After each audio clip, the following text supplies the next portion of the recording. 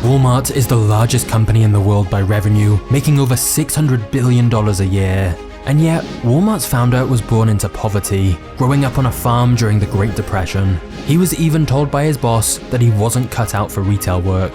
And so, the story of how Walmart's founder built this gigantic business empire is incredible. But to some people, the Walmart story is a tragedy of unethical corporate greed gone too far. Because during its rise, Walmart has faced countless scandals, evidence of large-scale bribery, and has brutally crushed its competition using cutthroat tactics. So, it's time we delve into the insane true story of Walmart.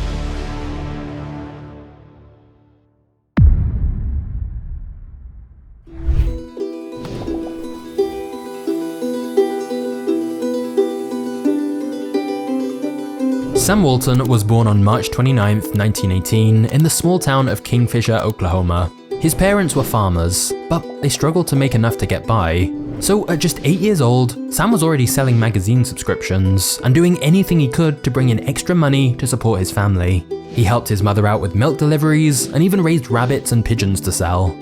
But unfortunately, the family's financial situation only got worse. The Great Depression struck in 1929 and the family farm went under. Sam's father became desperate for work and took the only job he could get working for an insurance company, where he was put in charge of servicing old farm loans that were in default. This meant he was now in charge of shutting down small farms just like his own for failing to pay their debts. And many of these farms were run by his own friends and neighbors. But between 1929 and 1931, Sam's father repossessed hundreds of family farms. Watching these hardworking people lose their farms that had been in their families for generations devastated Sam's father. And it made a big impression on Sam, who became determined to make money and, more importantly, never to waste it. When Sam enrolled in the University of Missouri in 1936, he became even more financially savvy. He was able to save money on tuition by committing to military service after graduation. And when he wasn't focused on his economics major, Sam waited tables in exchange for free food. He was used to providing for himself. In fact, during high school, Sam had started a small newspaper delivery business. But by the end of his time at college, he'd hired a few helpers and expanded the number of routes he was running, which led to the business making over $4,000 per year. Sam seemingly had a mind for business. And so in 1940, after graduating, Sam got a job at JCPenney as part of their management training program, where he earned $75 a month. However, despite being resourceful and hardworking, Sam was one of JCPenney's worst employees. He hated paperwork and his books were a mess. His boss even threatened to fire him, saying he wasn't cut out for retail work. So Sam spent months working 7 days a week from 6:30 in the morning until 8 o'clock at night, trying to prove himself. But that soon came to an abrupt end. Because in 1942, after the US had become actively involved in the Second World War, the army called on him to serve. Sam was assigned to the military police, which meant he stayed stateside rather than fighting overseas. And it was there that Sam's life would change forever.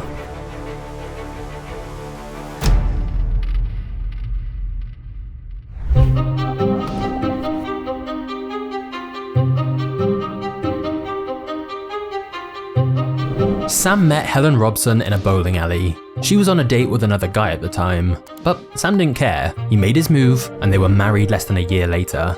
And this marriage would end up being very advantageous for Sam's career. You see, Helen's father was a wealthy lawyer and banker, eager to take his new son-in-law under his wing. So when Sam pitched the idea of opening a retail store, Sam's father-in-law was happy to write Sam a check for $20,000. Of course, it was just a loan. But because of this loan, and along with $5,000 of his own savings, in 1945, Sam was able to buy his first retail store. Now, he didn't start a new store. Instead, Sam found an existing store to purchase in rural Newport, Arkansas. It was a franchise of the popular Ben Franklin shops, which sold a wide variety of goods. The problem was, the reason Sam had been able to afford to buy this store was because it was losing money. It had been making less than half the sales of its main competitor across the street. Plus, Sam's rent was 5% of all the sales the store made, which Sam later realized was the highest rent in the industry. It's also worth noting that Sam was just 27 years old at this point and had never actually run a store before. But it was immediately clear to Sam that for the shop to be a success, he needed to make some drastic changes. So firstly, Sam took discounting to the extreme. Rather than discounting a select few items and then raising the price on others, Sam simply decided to sell all his products at lower prices. His belief was he could make the money back with a higher volume of sales, and it worked. The math was simple. Say Sam bought an item for 80 cents. He found that by pricing it at $1 instead of $1.20, he could sell 3 times more of it. Less profit per item, but more profit overall. Of course, to make things as cheap as possible, Sam needed cheap items. And that was nearly impossible given the franchise agreement Sam had signed. Ben Franklin dictated to franchisees what merchandise they were supposed to sell, and then franchisees were meant to buy most of that merchandise from Ben Franklin's own wholesale business called Butler Brothers. And they charged franchisees like Sam a 25% margin on each shipment. Sam felt he was trapped in the Ben Franklin franchise system, so he brainstormed ways to find his own products instead, and did whatever he needed to get them. At night after work, Sam would drive to the middle of nowhere, sometimes into the mountains of Tennessee, to meet obscure low-cost wholesalers. Then he'd fill his homemade trailer to the brim with men's shirts, ladies' underwear, literally whatever cheap items he could find that he thought would sell. And sure enough, when he displayed his new cheap items in the store the next day, they flew off the shelves. Cheap products plus low profit margins meant the lowest prices people had ever seen, and customers couldn't get enough. Word quickly spread around the town about these cheap prices. Sam also tried calling the manufacturers who made the products Ben Franklin stores typically sold, and he then tried to negotiate a deal with them directly, so he didn't have to pay the extra 25% commission. Unsurprisingly, the Ben Franklin owners were furious. Charging franchisees for merchandise was a big part of how they made their money. However, they didn't punish Sam immediately, as remember, they were still making 5% of all his sales, and in Sam's first year of ownership, sales increased 45%, taking the store to $105,000 in revenue. That increased to $140,000 the second year. So for now at least, the business was growing rapidly, and Sam was soon able to repay the loan to his father-in-law.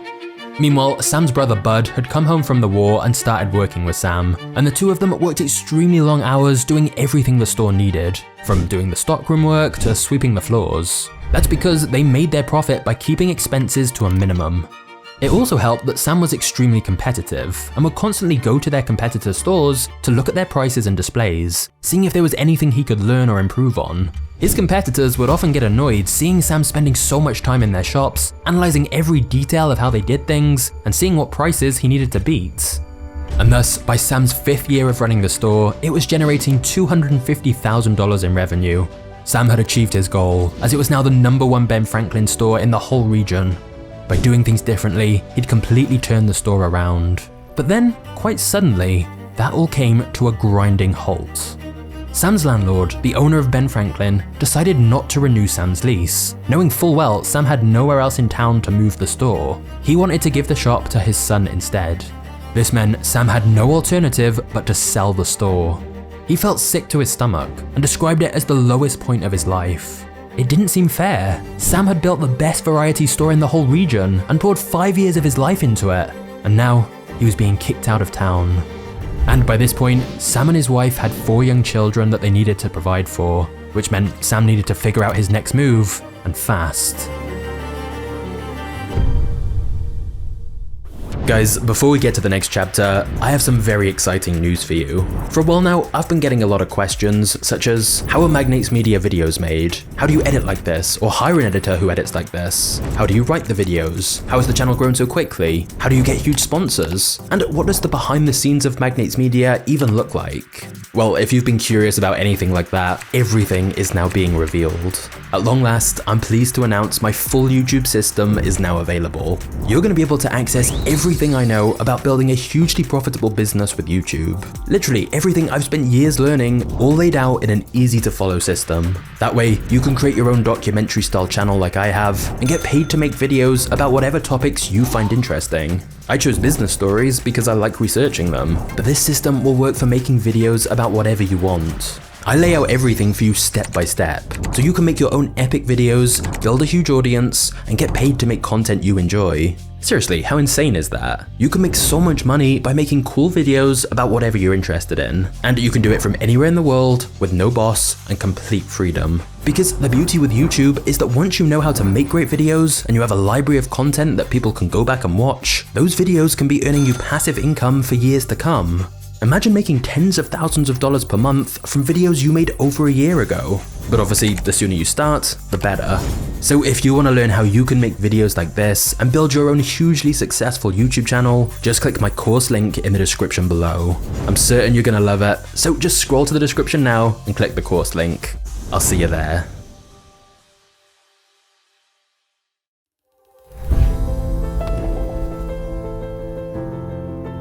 Sam decided to use his frustration as fuel. And so in 1950, Sam set his sights on opening a new store, this time in Bentonville, Arkansas. He moved his family out there and immediately got to work. And when it was time to sign the rental agreement, this time Sam insisted on a 99-year lease, so no one could ever take his store away from him again. He called his new store Walton's Five and Dime. But how was he supposed to get the word out about his new store in this unfamiliar town, at a time where many retail stores were failing miserably? Racking his brain for a solution, Sam remembered his first business, the paper route. And that gave Sam an idea. He purchased the town's local newspaper, the Benton County Daily Record. Owning the local newspaper allowed him to run advertisements for next to nothing. So Sam plastered the paper with ads for his new store, and it was only a matter of time until everyone in town knew about it. And as always, Sam paid close attention to the competition. For example, when he heard that 2 stores in Minnesota were trying out the new concept of self-service, Sam took a 9-hour overnight bus to go see it for himself. Now remember, this was the 1950s, and at the time, the norm was for shopkeepers to fetch each item of a customer's order from the shelves themselves. This made shopping a slower process, since more staff were involved and more time was taken on each order. So what Sam saw in these Minnesota shops impressed him. Customers assembled their own orders and brought them to the checkout registers up front, instead of relying on the clerks. It seems extremely obvious to us today, as that's how we're used to shopping, but at the time, it was a genius new way of doing things. So Sam immediately implemented this system in his own store upon returning from his trip. None of the other nearby stores were doing this, and so with fewer employees, Sam was able to further reduce the price of his goods, which brought in even more customers. Within less than a year, Sam had tripled his income. And of course, Sam kept pushing to find other ways to reduce prices, which his customers loved. However, Sam had a much bigger vision. With more revenue to reinvest, Sam began expanding his business and opening up more retail stores. His low-cost, low-price model was clearly working, and by the end of the decade, he'd opened up 15 stores. Some were Ben Franklin franchises, some weren't. Sam simply opened stores wherever he saw an opportunity. He even bought an old grocery store that had been abandoned because it was completely falling apart, and he turned it into another successful Walton's Five and Dime. But Sam's expansion wasn't seen favorably by everyone. Even Sam's own wife thought his obsession with growth was getting out of hand. One night, she confronted him about it, asking why he felt the need to go out and expand so much. Not only were the number of stores increasing, but they were getting further and further away. However, what Sam's wife saw as the end of their success story, Sam saw as the beginning. He could barely rest thinking about the untapped opportunity before him. He wanted to create as many discount stores as possible in as many rural towns as he could. He made it clear to his wife that he wasn't going to stop anytime soon.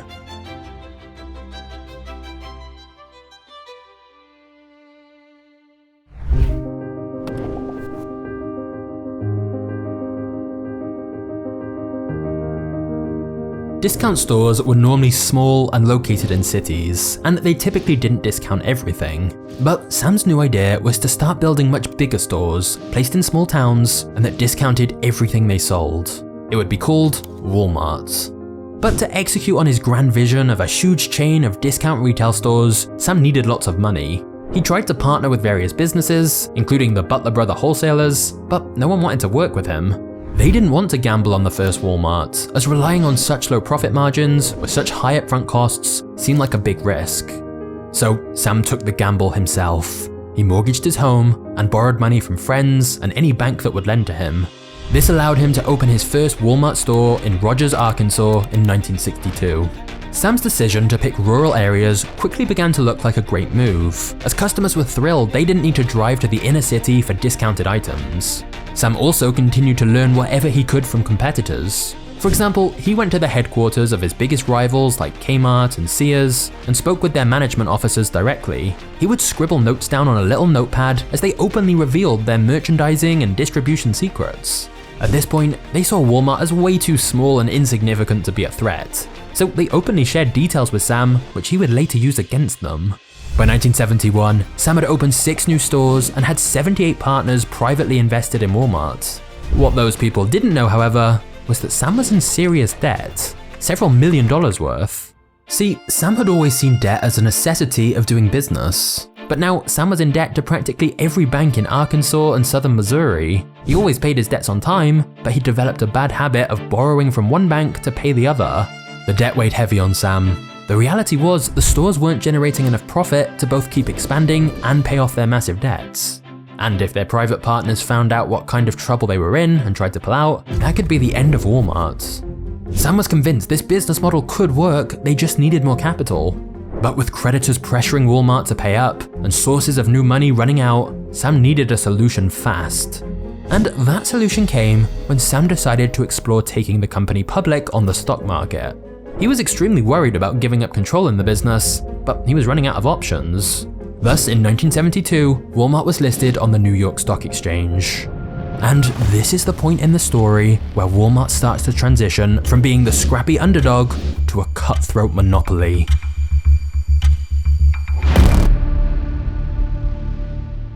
Hey legends, it's John here. Just wanted to ask you a very quick favor to go follow me on Twitter, or X, or whatever it is we're calling it now. I'm about to start sharing some behind the scenes content, doing some free giveaways, and also giving advice to anyone who wants to start their own YouTube channel. I'm going to be sharing stuff people never normally talk about, like how you can get more sponsors, build a team, write better scripts, make more money, and also answering whatever questions you guys have about YouTube.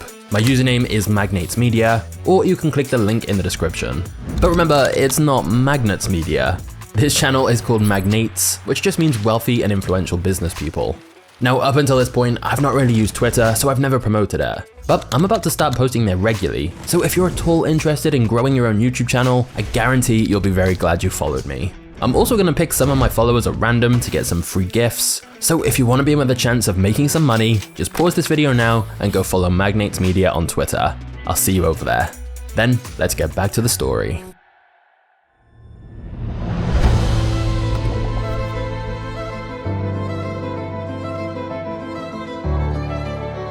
Traveling back from New York the day after taking Walmart public, Sam experienced one of the greatest feelings of his life.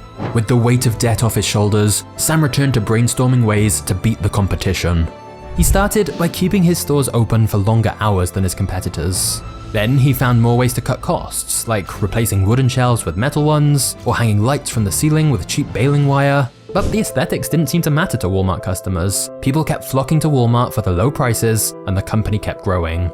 A year later, Sam had 13 new stores. The next year, he opened 26 more. And the reason for this was both genius and brutal.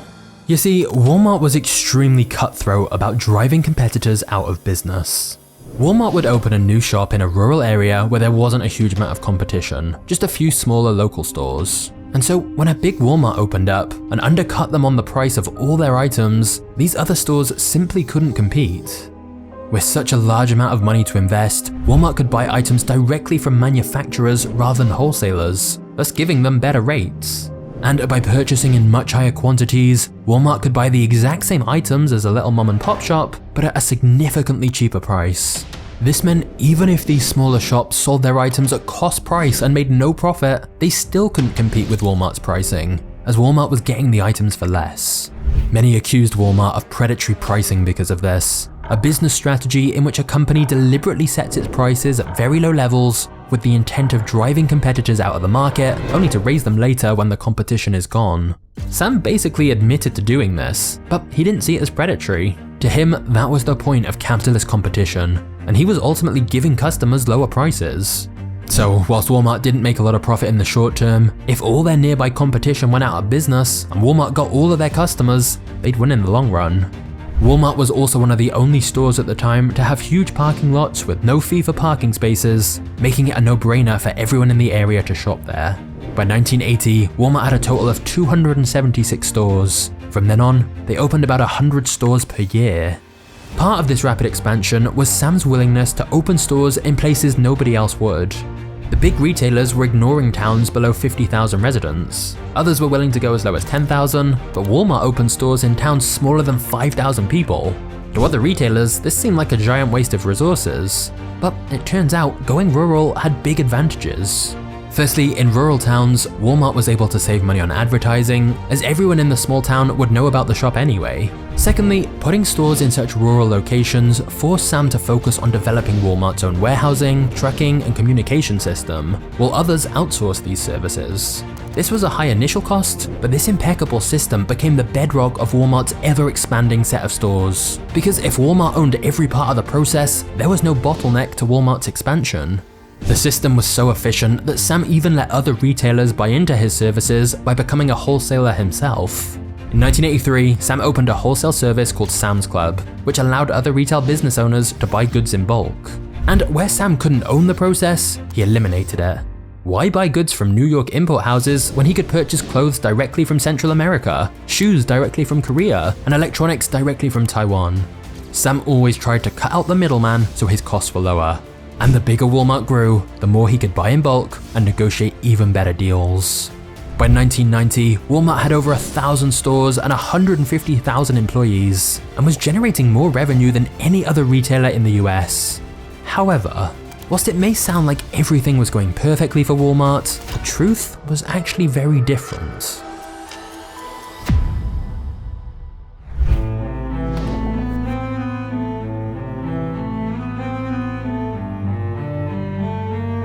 Walmart couldn't keep up with its own expansion. The faster it grew, the further behind the company fell. Walmart was always behind on its distribution, and the warehouses never opened soon enough to stock the new stores, which looked run down and abandoned.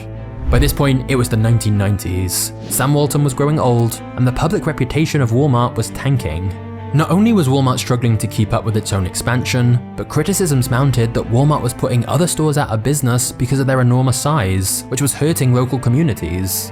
Smaller stores simply couldn't compete with a store that had the power to buy 100,000 t-shirts at a time. This became known as the Walmart effect, when a mega corporation moves into town and puts small shops out of business. Even Walmart's employees were fed up. Walmart's entry-level wages became a constant source of frustration, and strikes became common.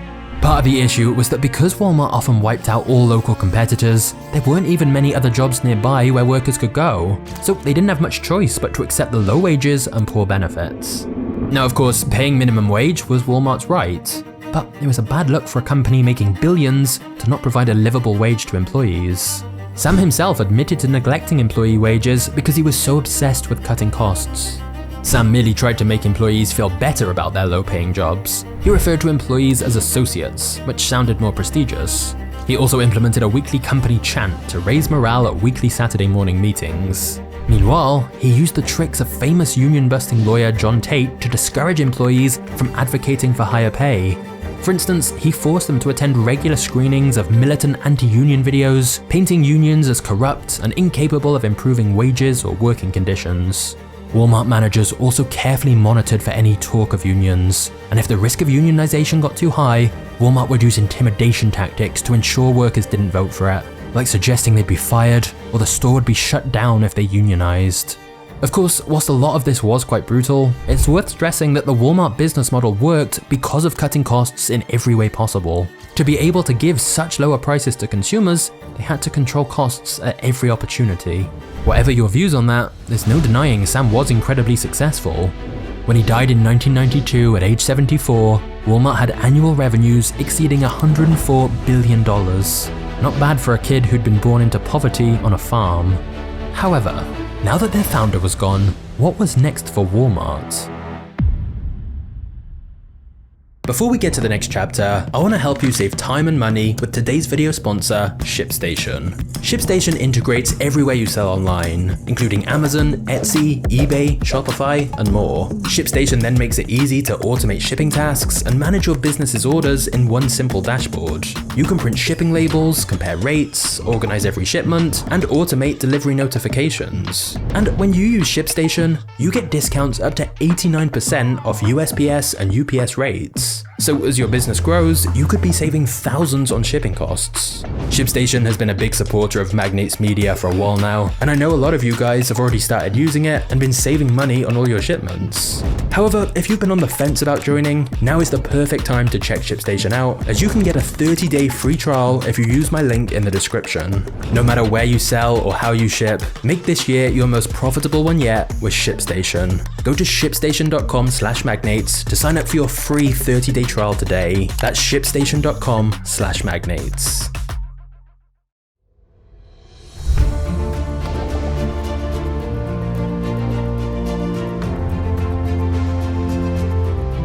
By 1999, Walmart had become the largest private employer in the world with 1.14 million employees. But it almost seemed like the bigger Walmart got, the harder it cracked down on its workers. In 2001, Walmart faced a series of lawsuits. One came from employees in a store in Iowa who accused Walmart management of brainwashing them into working overtime with no extra pay. How?